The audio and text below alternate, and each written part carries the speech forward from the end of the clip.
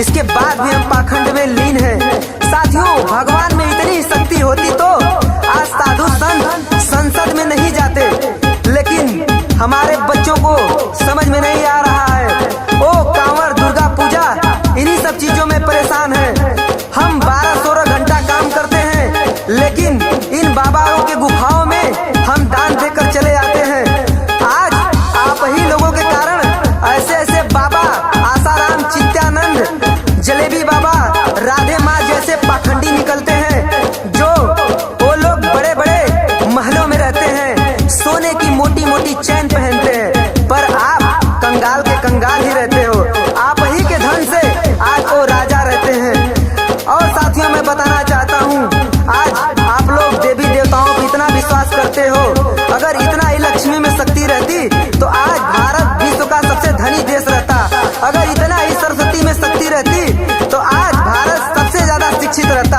अगर करवा चौथ रखने से पति की उम्र लंबी हो जाती तो आज 20 साल का जवान भारत में शहीद नहीं हो जाता बॉर्डर पे। साथियों, हर रोज इन पाखंडियों की गुफाओं में आप दान करते हो, वही रोज बचा के अपने बच्चों को कोचिंग पढ़ाओ। हर रोज 10-20 रुपए बचाओगे तो आपका बच्चा एक दिन डॉक्टर, इंजीनियर, कलेक्टर, प्रोफेसर बन जाएगा। मूर्ति पूजाए तो सब मिथ्या है भाई, बाबा साहब जीवन भर कह समझाए। मूर्ति पूजाए तो सब मिथ्या है भाई, बाबा साहब जीवन भर कह समझाए। ललई पेरियार जगदेव को, ललई पेरियार जगदेव को, अब तुम सबको पढ़ाओ, पाखंड हटाओ और देश बचाओ।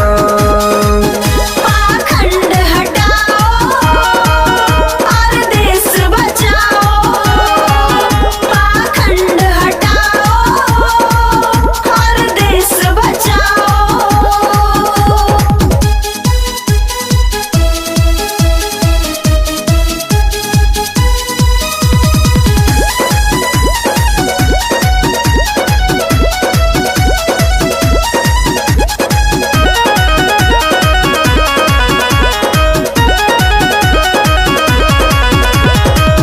मैं बताना चाहता हूँ कि जो भगवान अपनी खुद रक्षा नहीं कर सकता, जो अपना दीपक खुद नहीं जला सकता, वो क्या आपकी रक्षा करेगा।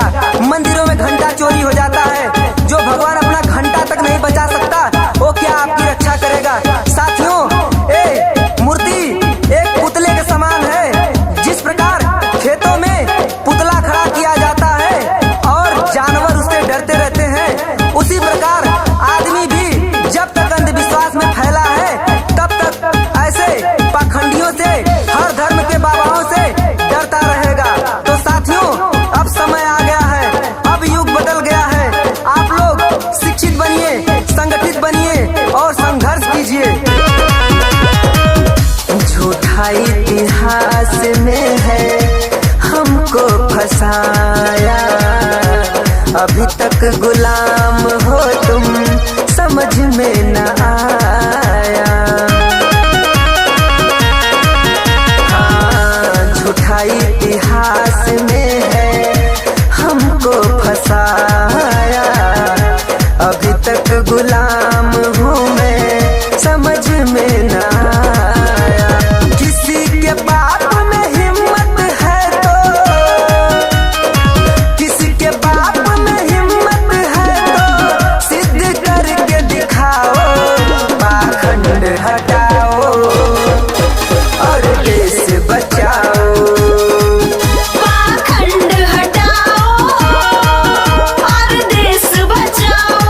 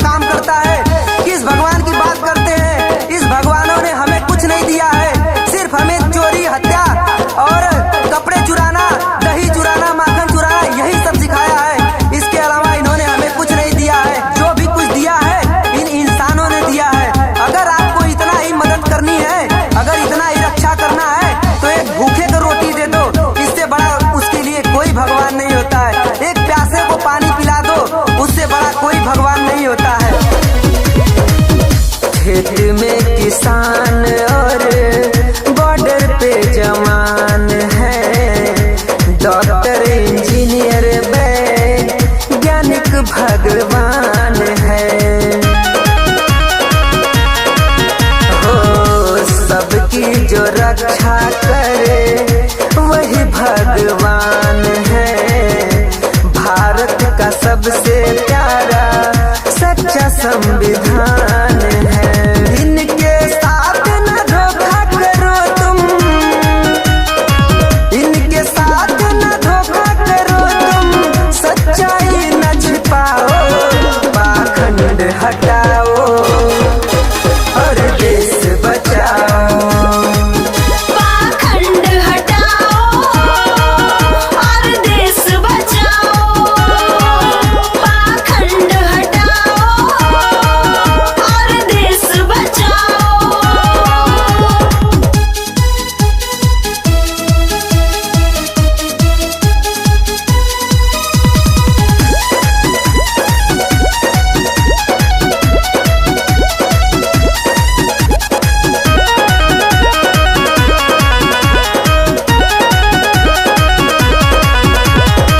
साथियों मैं क्या बताऊं आपको, अभी कुछ दिन पहले आपने देखा एक बेटी का बलात्कार हुआ जो मंदिरों में, उसी के पुजारियों ने किया, मंदिरों के पुजारियों ने। तो बताइए आप भगवान वो कहाँ गया था? चलो ठीक है भगवान नहीं आया तो अल्लाह को तो आना चाहिए, अल्लाह नहीं आया तो मसीहा को आना चाहिए। साथियों वो मुसलमान की बच्ची थी, हिंदू का भगवान 33 करोड़ में अगर दम नहीं है तो अल्लाह को तो बचाना चाहिए।